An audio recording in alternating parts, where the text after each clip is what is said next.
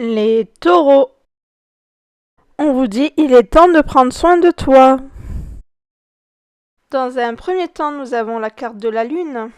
On vous dit que c'est un mantra qui semble bien facile à répéter. Pourtant, si vous voyez cette carte, c'est que la lune ne brille plus. Pour rappel, le signe lunaire, sur ton thème astral, est le siège de tes émotions, de tes besoins affectifs ou de tes intuitions. Souvent, comme ton quotidien est rempli d'obligations et de responsabilités, tu te détournes de tes émotions premières et même de tes besoins fondamentaux. Parfois, vous refusez de vivre vos émotions par peur que cela vous fasse dévier de votre chemin que tu tentes tant bien que mal de suivre. Tu te coupes de tes émotions par peur de souffrir ou d'exploser de joie de manière inopportune. Cesse donc d'être dans ta tête et de tout intellectualiser. Vivez vos émotions comme jamais auparavant. Autorise-toi à être humain, qui vibre sous les coups de l'émotion. Sache que si tu ouvres entièrement ton cœur à quelqu'un qui pense à mal, tu ne seras jamais la personne à blâmer, car vous êtes celui ou celle qui aura été authentique. Alors, ne vis pas dans l'attente ni dans l'appréhension, connecte-toi dès à présent à ton cœur. Que tu sois célibataire ou en couple, il n'y a qu'un mot d'ordre, vis tes passions. Petite indication astrale, si la nouvelle lune ou la pleine lune est là au moment où vous voyez cette carte, compte tes gratitudes et brûle de la sauge. Si vous êtes seul, prenez conscience de vos propres émotions avant de solliciter l'amour de quelqu'un d'autre. En revanche, si vous êtes en couple, demandez à l'autre quelle a été sa première impression lorsque il ou elle t'a rencontré et son sentiment du jour te concernant, et vice-versa. Petite leçon des astres, en amour, la lune représente les émotions vécues et partagées au sein de la relation. Elle représente l'endroit où elles sont vécues au mieux et la complémentarité des partenaires au sein du foyer. C'est une phase très intime de la personnalité. Et voici comme seconde carte la carte de Vénus. En voilà une bonne nouvelle. Si vous voyez l'une de ces cartes, c'est qu'il est possible qu'elle soit positive. Alors, réjouissez-vous.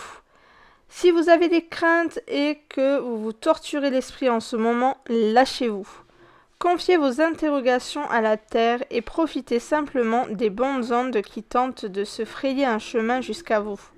Montrez-vous ouvert et prêt à accueillir et à accepter l'amour dans votre vie. Si vous êtes célibataire, le message de cette carte est la prévision d'une possible rencontre amoureuse. Alors préparez-vous et préparez votre cœur, car ça va être un sacré chamboulement. Si vous êtes en couple, cette carte t'invite à laisser tomber tes dernières armes, à laisser de côté cet énorme bouclier que vous portez par peur d'être blessé ou trahi. Vivez l'amour, vivez votre relation, vivez vos sentiments avec intensité. Car cette personne a beaucoup de choses à vous apprendre et à vous offrir. Petite indication astrale, si le soleil ou la lune passe sur Vénus au moment où vous voyez cette carte, c'est le signe que la paix et la tendresse vont s'installer dans votre quotidien pour un bon moment.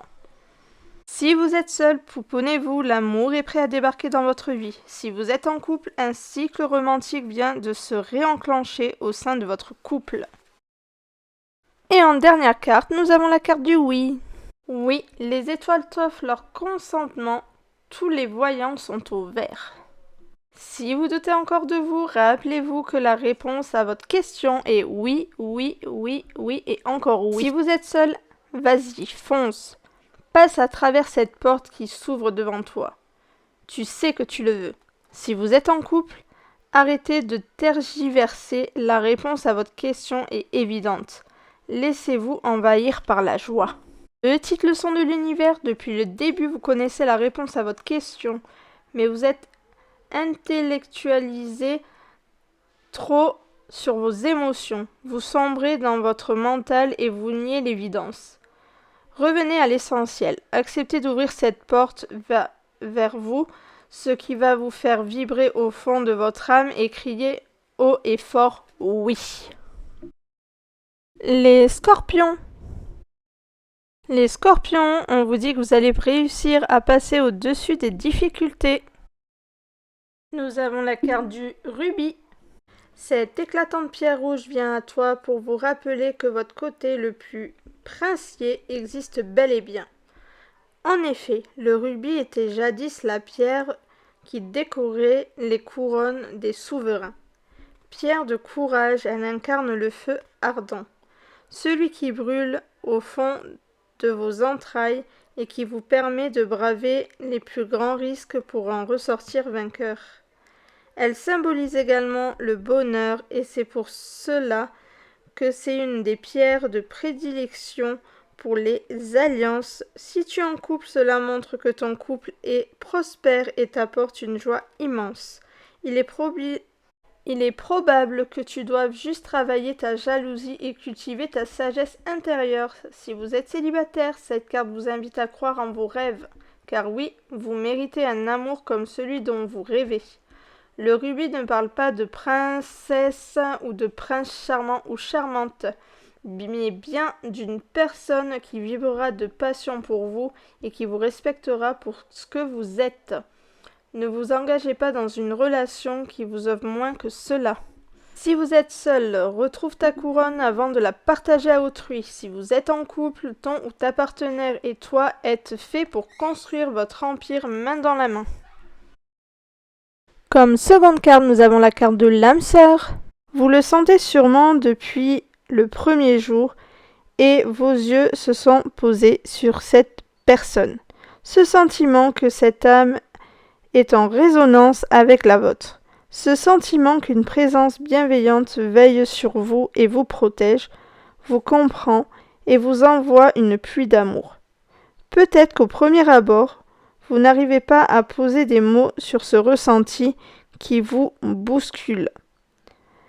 Peut-être même que dans certains cas, tu avais cette personne en horreur parce qu'elle avait un effet miroir sur toi, te rappeler inconsciemment certains de tes défauts et de tes faiblesses. Ou bien tout simplement parce qu'elle a réveillé ou bien éveillé en toi des parts de ta personnalité qui étaient jusque-là insoupçonnées. Dans tous les cas, cette personne est arrivée dans votre vie sans un hasard aucun. Vous deviez vous rencontrer pour œuvrer ensemble vers un objectif commun qui est lié de près ou de loin à la guérison émotionnelle ou à la compréhension de votre chemin de vie, du tien ou bien du sien. C'est une chance incroyable que tu as eue de rencontrer cette personne et tes guides veillent et on vous dit que vos guides veillent sur vous deux. Si vous êtes seul, vous venez de rencontrer une de vos âmes sœurs. C'est la personne à qui tu penses en ce moment même. Si vous êtes en couple, la personne avec qui vous êtes en couple est une de tes âmes sœurs. Et en dernière carte pour vous, nous avons le chakra couronne. Si vous voyez cette carte, c'est parce qu'il est fort probable que votre chakra couronne, qui représente ta compréhension et ton alignement, soit déséquilibré. S'il est trop ouvert, tu as du mal à t'enraciner sur Terre, à être dans l'instant présent et à accepter ton incarnation physique. Tu peux également te montrer trop détaché du matériel et de l'argent au point de ne plus survenir à certains de tes besoins. Ce qui entraîne l'extrême sacrifice de ta personne auprès des autres ou pour une cause qui te tient à cœur. Sauf que tu en viens à oublier tes objectifs de vie, tes désirs et qui tu es réellement. Tu peux malgré toi aller vers les mauvaises personnes ou tisser des relations toxiques. Au contraire, si il est trop fermé, tu essaies de te rendre indispensable pour prouver ta valeur aux yeux des autres et tu écoutes plus souvent ton ego que ton intuition. Dans ce cas-là, tu seras excessivement rationnel et cartésien ou cartésienne. Tu te fermeras à l'éventualité de faire les choses différemment. Cela peut vous pousser à vous renfermer sur vous-même et à refuser de créer des relations avec les autres. Si vous êtes en couple, vous devez veiller à ouvrir également les idées à votre partenaire. Cette personne est dans votre vie car vous êtes appelés à guérir ensemble. Vous êtes une aide précieuse l'un pour l'autre. Si vous êtes seul, c'est le bon moment pour vous offrir un soin énergétique, prévoir une séance chez le ou la thérapeute et faire le point sur les blessures émotionnelles. Où te situes-tu par rapport à elles? Comment les vis-tu aujourd'hui? Et félicite-toi pour le chemin parcouru. Si vous êtes en couple, une relation de couple est faite de haut et de bas. Soyez fiers de ce que vous avez parcouru et des blessures que vous avez traversées. Votre couple arrive à un autre niveau de fusion. Et les Gémeaux, on termine par vous. On vous dit que ce n'est pas le bon moment. Pour vous, nous avons la carte du Soleil. Brissel. Lorsqu'une autre étoile se joindra à toi, vous brillerez ensemble comme une constellation. Tel est le message de cette carte qui vous demande de booster votre confiance en vous pour embrasser tout votre être. Car si tu ne t'aimes pas correctement, comment veux-tu attirer à toi une personne qui t'aime pour ce que tu es?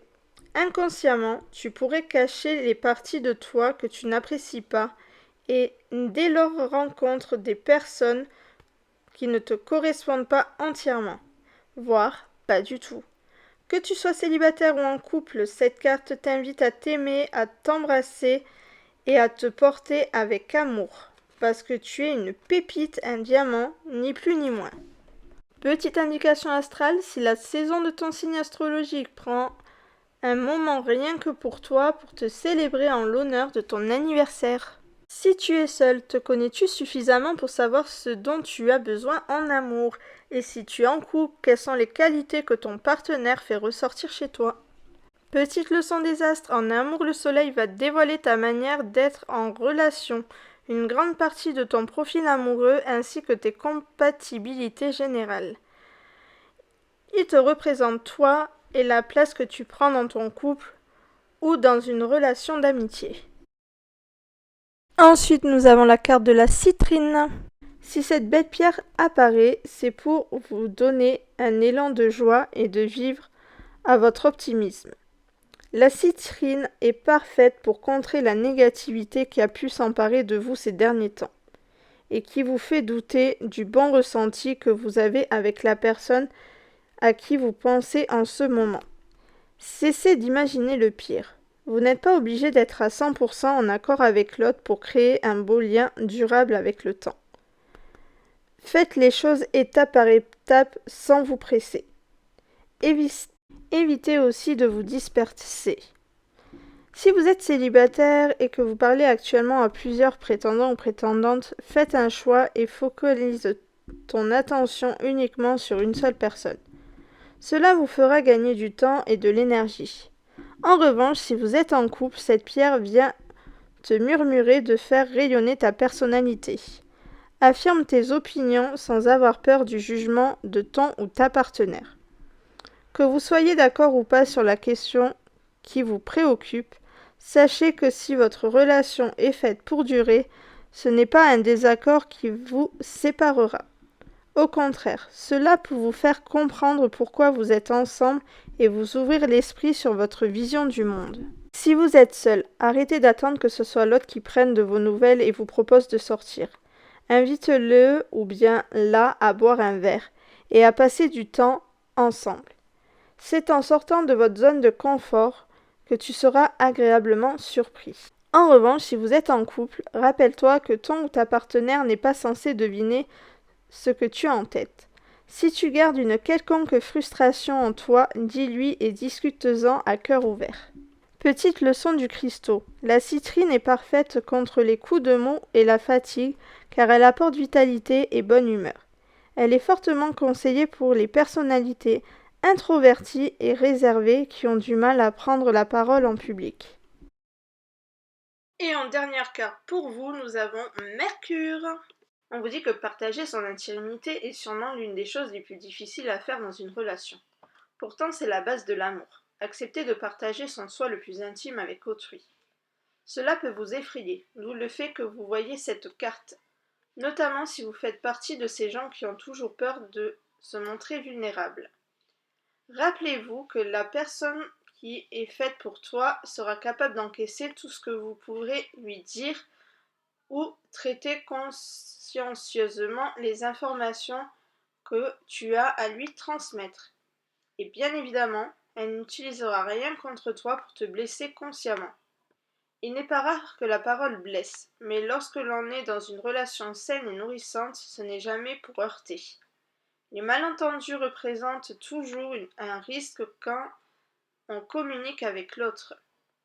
Avant de vous braquer, de vous taire ou d'exiger de l'autre des mots qu'il ou elle ne peut pas vous fournir, réfléchissez et prenez du recul. Essayez de trouver une manière ludique et plaisante de discuter avec votre partenaire durant une partie d'action ou de vérité, au cours d'un jeu de société, une promenade en pleine nature, etc. À vous de trouver votre moment. Petite indication astrale, si le soleil ou la lune passe sur Mercure au moment où vous voyez cette carte, il est temps de délier les langues et d'avoir cette conversation qui vous brûle les lèvres. Si vous êtes seul, demandez-vous si vous êtes assez sincère envers vous-même. Car, comment peux-tu communiquer distinctement avec l'autre si tu te mens à toi-même? Si vous êtes en couple, repensez ensemble vos méthodes de communication. Est-ce qu'elles vous conviennent? Pourriez-vous les améliorer? Si oui, comment? Et petite leçon des astres en amour, Mercure parle du type de communication, de la façon dont vous échangez dans votre intimité, dans votre cocon. Cela peut également donner des pistes pour améliorer votre expression sentimentale. Donc voilà les loulous et les louloutes, on se retrouve enfin en cette fin de vidéo. J'espère que ce tirage du mois d'avril vous aura parlé. Et bien évidemment, n'hésitez pas à me faire des petits retours dans les commentaires durant ce mois d'avril. À lâcher vos petits pouces vers le haut. Et à vous abonner à notre chaîne YouTube en cliquant sur notre petit logo juste ici. À regarder ma dernière vidéo si vous ne l'avez toujours pas vue. Sur ce, je vous souhaite une bonne journée, une bonne fin de journée ou une bonne soirée. Peu importe à quel moment vous voyez ma vidéo. Je vous fais d'énormes bisous et on se retrouve très bientôt pour une prochaine vidéo. Bye bye!